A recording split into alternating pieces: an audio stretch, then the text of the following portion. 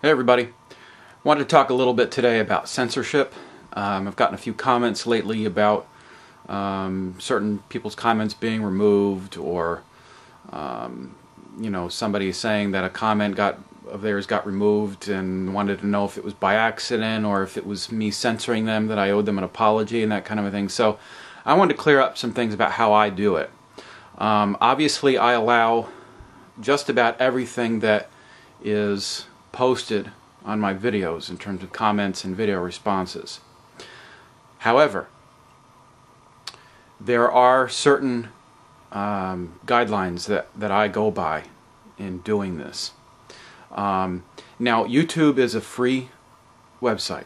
It's a free place that we can manage our channels any way that we want. We can manage our videos any way that we want. And it also, though, is a public place. Okay, YouTube counts as a public place, and there are certain things that we should do in public, and there are certain things that we shouldn't do in public. There are certain things that we should say and not say in public. So, in terms of my videos, if someone uses foul language on one of my videos in a comment section, I'm just removing that comment. And most of the time what I do is I block that person, depending upon what the comment says, because there's just no room for that kind of thing.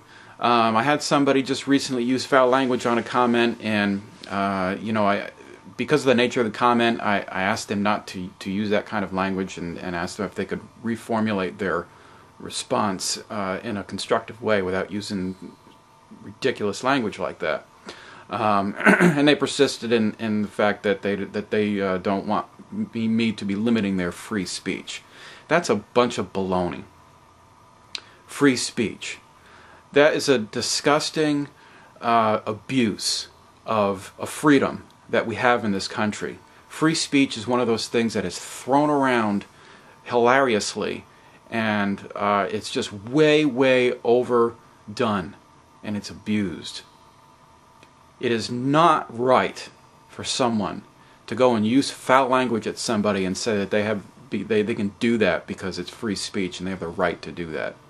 That's garbage, and that person is now blocked. I have a fairly long list. I think it's around 40 people or so now that have been blocked because of things like that.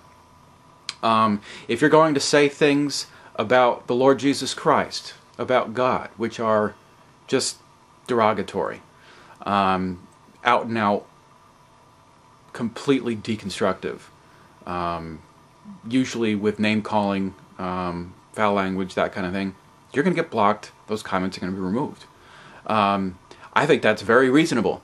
It's the same thing like if in a public place on a bulletin board I had a sign hung up for an event, or even promoting some kind of an idea or something, and somebody came by and wrote a comment on it. I could take that comment down if I wanted to, and nobody would have a problem with that. It's the same thing here on YouTube. I think on the other side, somebody like Venom Fang X, who some of his videos I enjoy. I think he's a real sharp young guy. However, the way that he manages his comments, I think is ridiculous. Now here's the flip side of this whole thing. Here I am as a Christian man on YouTube, proclaiming the good news of Christ and dealing with objections to the faith and that sort of a thing. People like me need to be willing to have, or ready to have, their content challenged and questioned. I knew that going into this. That's why I'm here. If you're going to post controversial content, certainly religious or philosophical content on YouTube, you got to be prepared for this, and you have to be willing to deal with it somehow. I think ignoring it really is not constructive to the goals for being on here. Same thing with my friend Red Beetle. He just doesn't allow any comments. I don't understand that. How can there be a forum for discussion if you don't allow for it? I allow for that. I like to have discussion with people. Sometimes it gets very weary wading through barrages of atheism or atheistic comments and that kind of a thing. But you know, that's part of the territory of my being here.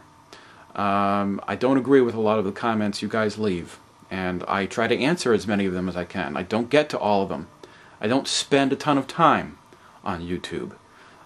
You can tell by my channel and how many videos I've watched. I don't watch a ton of videos. I just don't have the time. Not only that, even if I did have the time, I really don't think it's a good use of time to spend 2 or 3 hours a day on YouTube. I respond to what I can. I do have a lot of glitches in my account. Video responses don't come up in my inbox. Things get duplicated or don't come up at all in my inbox. A lot of times I can't post a comment, it just won't let me post. I know a lot of people have the same kinds of glitches, and I've contacted YouTube about it and I haven't heard a word from them. So I just have to kind of deal with it as it comes. And sometimes you'll receive a personal message from me if there's something I really want to respond to and I'm not able to post a response. So some of you have gotten really annoyed that you haven't been able to put up a video response. You think I've been disproving it or not allowing it. Well, I didn't even see it. That's the real end of the story here. So what I've been doing actually is setting all videos to accept video responses without approval. So you put up a video response, it's going to automatically be there. I will check it. If it's something that's just ridiculous and foul language and insults and that kind of thing, I'm just going to pull it down and I'm going to block you. So this is kind of the way that I manage these things a little bit. I thought it was important to let you know some of this stuff. If you have any questions about how I do this, you're certainly free to ask them. But just to know that this is how I go about this. I think it's reasonable. And I think everybody who is used to watching my videos understands why I'm here, why I'm doing this, and that I function as fairly as I possibly can. But I'm never going to compromise the truth of God. I am never going to compromise the good news of the gospel, that Christ died for sinners, that He came and lived a perfect life. He died on the cross to save people from their sin. It's an amazing message considering what we are and considering who God is as a perfect and holy creator of all things. And I'm never going to compromise the message, and I'm always going to preach that message no matter what I'm doing, because that's what I'm here for. So I appreciate your comments. I appreciate a lot of the relationships that I've developed on YouTube, both with Christians and with atheists and non-Christians. It's been really cool, and I'm going to continue to do it. So I will look forward to seeing you next time. Thanks.